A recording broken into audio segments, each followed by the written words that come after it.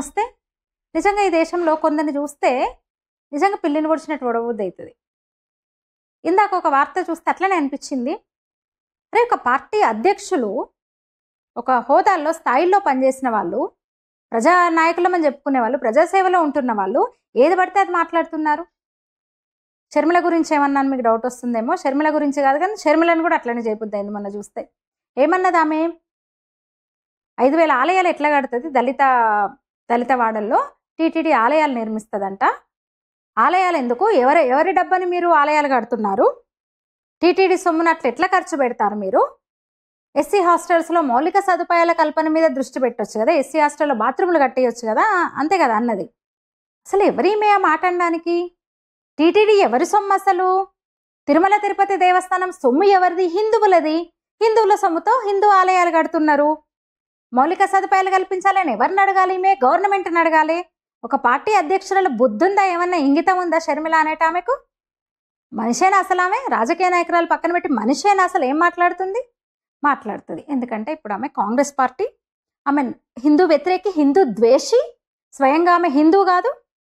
ఆమె భర్త ఏకంగా మత బోధకుడు. తెల్లారులేస్తే హిందూ మతం మీద ద్వేషం గురిపిస్తూ ఆయన వ్యాఖ్యలు, ఆయన మాటలు, ఆయన ప్రసంగాలు ఉంటాయి. ప్రసంగికుడు ఆయన, ఎవాంజలిస్ట్ ఆయన. కొడుకు కూడా తయారైపోయిండు, షర్మిల కొడుకు కూడా తయారైండు. పూర్తిగా వాళ్ళు హిందూ ద్వేషులు కాక ఇంకెట్లా మాట్లాడతారు? అలాంటి వాళ్ళను కాంగ్రెస్ పార్టీ, అలాంటి వ్యక్తిని కాంగ్రెస్ పార్టీ రాష్ట్ర అధ్యక్షురాలను చేసింది, పిసిసి అప్పచెప్పింది, పార్టీ పగ్గాలు అప్పచెప్పింది. మరి ఆ పార్టీ తీరింది.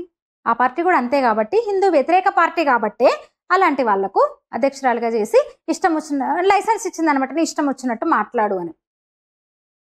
అరే, ఎంత దారుణమైన మాటలు! టీటీడీ డబ్బు గుడులే కడుతుంది అసలు. టీటీడీ హిందువులు హుండీలో వేస్తున్న డబ్బులు అవి.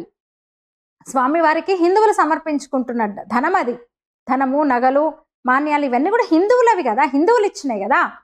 అందుకని ఆలయాలు గడుగుతారు. ధర్మ జాగరణ కోసమే, ధర్మ స్థాపన కోసమే, హిందూ మత ప్రచారం కోసమే ఆ డబ్బులు వాడతారు. నువ్వు మౌలిక సదుపాయాలు కల్పించంటే నువ్వెవరివి అసలు? ఎవరిని అడగాలి ఆ క్వశ్చన్? ఏం మాట్లాడుతున్నావు షర్మిలమ్మ? పిచ్చెక్కిందా నీకేమన్నా? సరే, షర్మిల ముచ్చట మనం మళ్ళా కూడా మాట్లాడుకుందాం. కానీ Jammu Kashmir peoples democratic party chief, మాజీ సీఎం, జమ్మూ కాశ్మీర్ మాజీ సీఎం మహబూబా ముఫ్తీ వామపక్ష మీడియా పోర్టల్ ది వైర్లో ఒక వ్యాసం రాసింది. ఆమె ఒక ఆర్టికల్ రాసింది. ఆమె పేరుతోనే ఆమెనే రాసింది. అందులో ఉగ్రవాదులను గొప్పవాళ్ళుగా కీర్తించింది అనమాట. అఫ్జల్ గురును, యాసిన్ మాలిక్ను.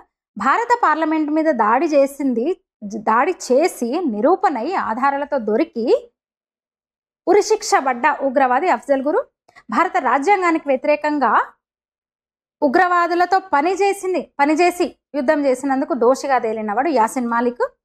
అంతే కదా. వీళ్ళ విషయంలో అంట భారత ప్రభుత్వం అంట ద్వంద్వ విధానం ప్రదర్శించింది. వీళ్ళ విషయంలో భారత ప్రభుత్వ తీరు సరిగా లేదంట ఆమన్నమాట. అయితే అఫ్జల్ గురు మీద కేసును భారత ప్రభుత్వం సరిగ్గా దర్యాప్తు చేయలేదు, కొందరిని సంతృప్తి పరచడానికి అతను ఉరిదీసింది అన్నది. అసలు వాళ్ళను ఉగ్రవాదులుగా, దోషులుగా నిర్ధారించడమే తప్పు. ఆ ఉగ్రవాదులను దోషులుగా నిర్ధారించడం తప్పంట ఈమె ఆరోపణ, ముఫ్తీ అన్న మాటలు. మనకు శాంతి కావాలా లేదా శాశ్వత శిక్ష కావాలా? మనం సత్యాన్ని వెతుకుతున్నామా లేదా రాజకీయంగా అనుకూలమైన వాటిని మాత్రమే వెతుకుతున్నామా అంటూ ఒకప్పుడు భారత జెండాను, త్రివర్ణ పతాకాన్ని ఎగురవేయడానికి నిరాకరించిన ముఫ్తీ రాసిందనమాట ఆ వ్యాసంలో. అఫ్జల్ గురును విజిల్ బ్లోయర్ అన్నది. 2001లో పార్లమెంట్ మీద దాడి కేసులో దోషి అతను. 2013లో ఉరిశిక్ష పడ్డది.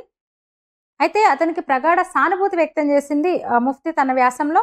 ముఫ్తీ అన్న మాట ఏంటంటే, కశ్మీర్లో ఉగ్రవాదులను తీసుకెళ్తుండగా భారత ఏజెన్సీలో దవీందర్ సింగ్ను కూడా పట్టుకున్నారు, కానీ అఫ్జల్ను మాత్రమే ఉరితీశారు. దవీందర్ సింగ్ మీద చర్యలేవి, అతన్ని వదిలేశారు అన్నది. అయితే దవీందర్ సింగ్ నేం పక్కన పెట్టారని ఆమె వాపోయింది. కానీ అతన్ని పక్కన పెట్టలేదు, డిస్మిస్ చేశారు. విచారణ జరుగుతోంది. అఫ్జల్ గురుదేమో నేర నిరూపణ అయింది కాబట్టి ఉరిపడింది. దవీందర్ సింగ్ మీద ఆరోపణలు అట్లనే ఉన్నాయి, విచారణలో ఉన్నాయి. దోషిగా తేలితే ఖచ్చితంగా శిక్ష పడుతుంది. ఆ మాత్రం తెలియకుండా మహబూబా ముఫ్తీ ఈ రాతలు రాసిందనమాట. యాసిన్ మాలిక్ గురించి కూడా శాంతిని నెలకొల్పేవాడంట ముఫ్తీ. మన యాసిన్ మాలిక్ గురించి కూడా ముఫ్తీ అన్నమాట. యాసిన్ మాలిక్ శాంతి నెలకొల్పేవాడు అంట. అసలైతే ఆ రాతలు చూడండి, ఆ మాటలు చూడండి. అసలైతే 1989లో మహబూబా ముఫ్తీ సోదరి రుబయ్యా సయీద్ని కిడ్నాప్ చేశారు. అందులో యాసిన్ మాలిక్ కూడా ఉంటాడు. 9 భారత వైమానిక దళ సిబ్బందిని హత్య చేసిన కేసులో కూడా నిందితుడుగా ఉన్నాడు ఇప్పుడు ఉగ్రవాది యాసిన్ మాలిక్. వాళ్ళ మీద సానుభూతి వ్యక్తం చేస్తుందన్నమాట. అంతేకాదు యూఏపీఏ కింద అరెస్ట్ అయ్యాడు ఉగ్రవాద నిధుల కేసులో. మెయిన్ ఇప్పుడు అరెస్ట్ అయ్యి జైల్లో ఉన్న కారణం ఏంటంటే ఉగ్రవాద నిధుల కేసులో చట్టవిరుద్ధ కార్యకలాపాల నివారణ చట్టం యూఏపీఏ కింద దోషిగా తేలిండు అతను. అట్లా ఉగ్రవాదులుగా తేలిన యాసిన్ మాలిక్ను, అఫ్జల్ గురును ముఫ్తీ మహమ్మద్ సమర్థిస్తోంది. వాళ్ళను దోషులుగా నిర్ధారించడంలో భారత ప్రభుత్వము అట్లాగే భారత న్యాయ వ్యవస్థ తప్పు చేసింది అనడానికి అంటుంది. డైరెక్ట్గా ఆమె చెప్తుంది, భారత ప్రభుత్వము న్యాయ వ్యవస్థ తప్పు అని నిరూపించడానికి మేము ప్రయత్నం చేస్తుంది అనమాట. దేశ వ్యతిరేక ఉగ్రవాద కార్యకలాపాల్లో పాల్గొన్నారు వాళ్ళు. అదే వాళ్ళు ఏం మాట్లాడతారో, ఏం బతుకులు బతుకుతున్నారో, ఏం రాజకీయం చేస్తున్నారో, ఒక షర్మిల, ఒక ముఫ్తీ మహమ్మద్ ఇట్లున్నారు. మీరేమంటారు? ఈ వీడియో మీద మీ అభిప్రాయం తెలియజేయండి, లైక్ చేయండి, షేర్ చేయండి, ఛానల్ని సబ్స్క్రైబ్ చేయండి. ధన్యవాదాలు.